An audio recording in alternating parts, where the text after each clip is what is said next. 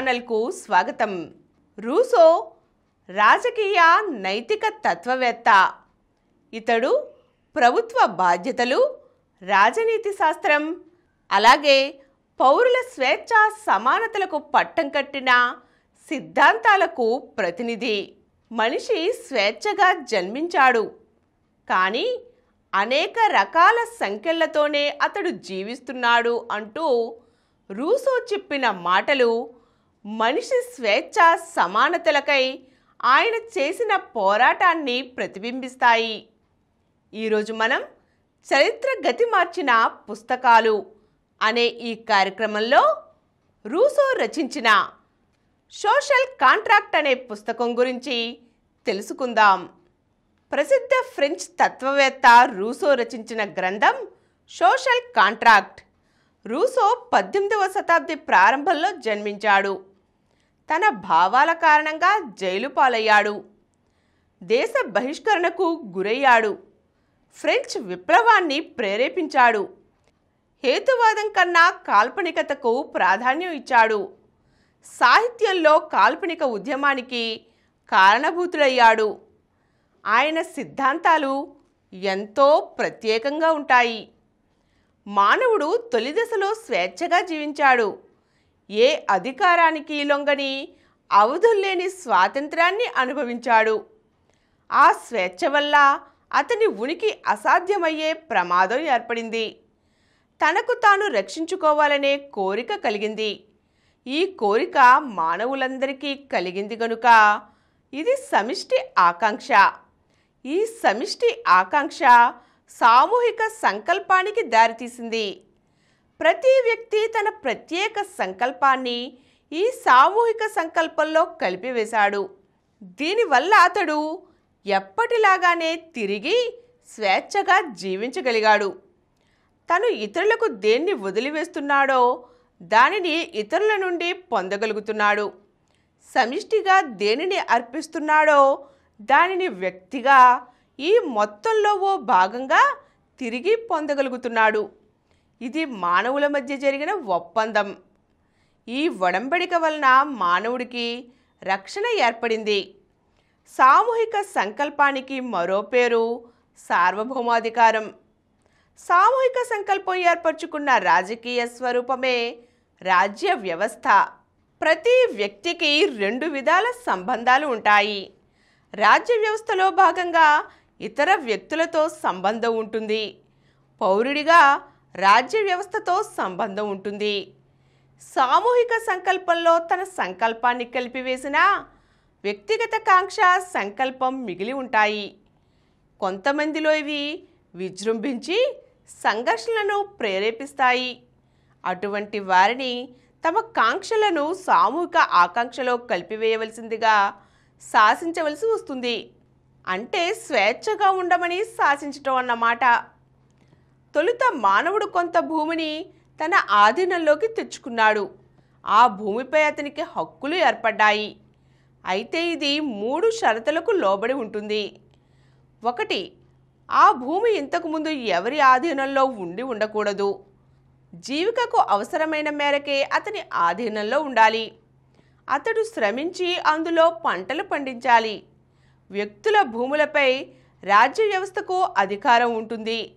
అందువలన వ్యక్తులు తమ హక్కుల్ని కోల్పోవటం లేదు, పదిలపరుచుకుంటున్నారు.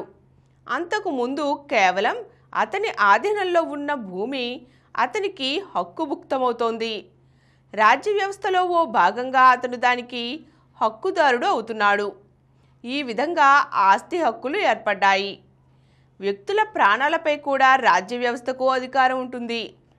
సమిష్టి శ్రేయస్సుకు భంగం కలిగించే నేరస్తులకు మరణదండన్ని విధించటం జరుగుతుంది. వ్యక్తులకు హాని కలిగించినా ఈ దండన తప్పదు.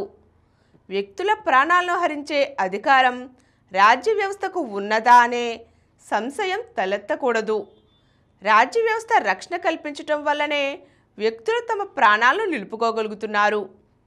సామూహిక సంకల్పానికి, సామూహిక ధ్యేయానికి మధ్య గల సంబంధాలను నిర్వచించవలసిన అవసరం ఉంటుంది. అలా నిర్వచించే సూత్రాలనే చట్టాలు అంటాం. మరో మాటలో చెప్పాలంటే సామూహిక సంబంధాలను నిర్ణయించేవి చట్టాలు. సార్వభౌమాధికారంలో తమ హక్కులను విలీనం చేసిన వ్యక్తులందరూ ఒక విధంగా శాసనకర్తలే అనుకోవచ్చు. అయితే ఇక్కడ ఒక చిక్కు సమస్య ఉంది. వ్యక్తులు విడిగా మంచిని చూడగలరు కానీ స్వీకరించలేరు. సమిష్టిగా మంచిని స్వీకరించగలరు కానీ చూడలేరు. అందువలన మార్గదర్శకత్వం అవసరమవుతుంది. మార్గదర్శకత్వం వహించేందుకు చైతన్యవంతుడైన వ్యక్తి అవసరమవుతాడు. అతడే నిర్ణాయకుడు. అతడు తన మేధస్సు కారణంగా అసాధారణ వ్యక్తి అయి ఉంటాడు. అతని హోదా కూడా అలాంటిదే. శాసనాల వల్ల పరీక్షింపబడవలసిన స్వేచ్ఛ సమానత్వాలు ఇలా ఉండాలని రూసో నిర్వచించాడు. సమానత్వం అంటే ఖచ్చితమైన సమానత్వం అని కాదు, ఆచరణ సాధ్యమైన సమానత్వం అని అర్థం. ఉదాహరణకు ఆస్తుల విషయం తీసుకుంటే ఏ వ్యక్తి ఇతరులను కొనగలిగేంత సంపన్నుడై ఉండకూడదు.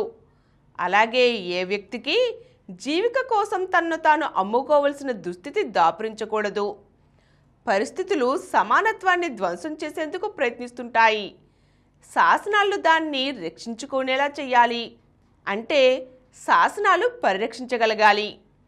వ్యక్తులకు వ్యవస్థలకు మధ్య సంబంధాలు పలు విధాలుగా ఉంటాయి. ఆ సంబంధాలను బట్టి చట్టాలు కూడా మారుతుంటాయి. వ్యక్తులకు సమిష్టిగా రాజ్య వ్యవస్థతో ఉండే సంబంధాలు ప్రాథమిక చట్టాలు. వ్యక్తుల మధ్య పౌరుడికి రాజ్య వ్యవస్థతో ఉండే సంబంధాలు పౌర చట్టాలు. వ్యక్తికి శాసనాలకు మధ్య సంబంధం ఉంటుంది. శాసన ధిక్కారం చేసేవారిని శిక్షించవలసిన అవసరం ఉంటుంది. అందుకు చట్టాలు నేర సంబంధ చట్టాలు. ప్రతి చర్య వెనుక రెండు ప్రోత్సాహక శక్తులు ఉంటాయి: సంకల్ప బలం, అమలు జరిపే అధికారం. మొదటిది నైతికమైనది, రెండవది భౌతికమైనది. రాజ్యాధికారానికి సంబంధించిన విషయాల్లో అయితే తొలిది శాసనాధికారం, రెండవది కార్యనిర్వహణాధికారం. శాసనాధికారం ప్రజలకు చెందుతుంది.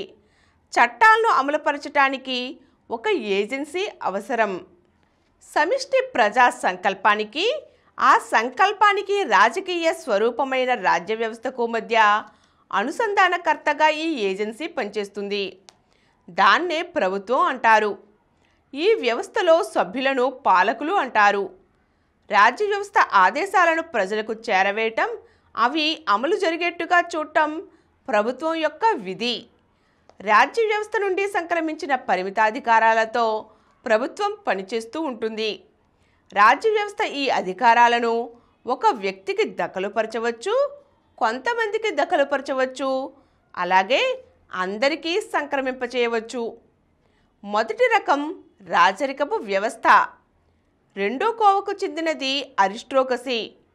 మూడో కోవకు చెందినది ప్రజాస్వామ్యం. పై మూడింటిలో రెండింటి లక్షణాలు సమ్మిళితం చేసుకున్న మిశ్రమ ప్రభుత్వాలు కూడా ఉంటాయి. పై వ్యవస్థలలో ఏది మంచిదో నిర్ణయించటం కష్టతరమే. ఆర్థిక స్థాయి, జనసంఖ్యలను బట్టి ఒక్కో జాతికి ఒక్కో వ్యవస్థ తగి ఉంటుంది. సంపన్న దేశాలకు రాచరిక వ్యవస్థ తగి ఉంటుంది. పరిమాణంలోనూ ఆర్థిక స్థాయితోనూ మధ్యతరగతికి చెందిన దేశాలకు అరిస్టోక్రసీ సరైనది. పరిమాణంలో చిన్నదైన పేద దేశాలకు ప్రజాస్వామ్య వ్యవస్థ తగినది. పై మూడు వ్యవస్థలలో రూసో అరిస్టోక్రసీ వైపే మొగ్గు చూపుతాడు. ఒక వ్యక్తి చేతికి అధికారం అప్పచెప్పితే స్వార్థం పెరిగి అతను నియంతగా మారతాడు.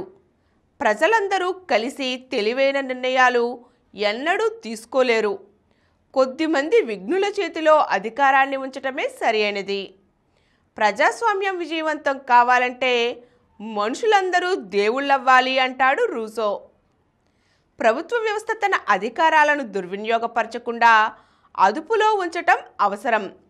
శాసన కర్తృత్వంలో ప్రజలందరి పాత్ర ఉండాలి.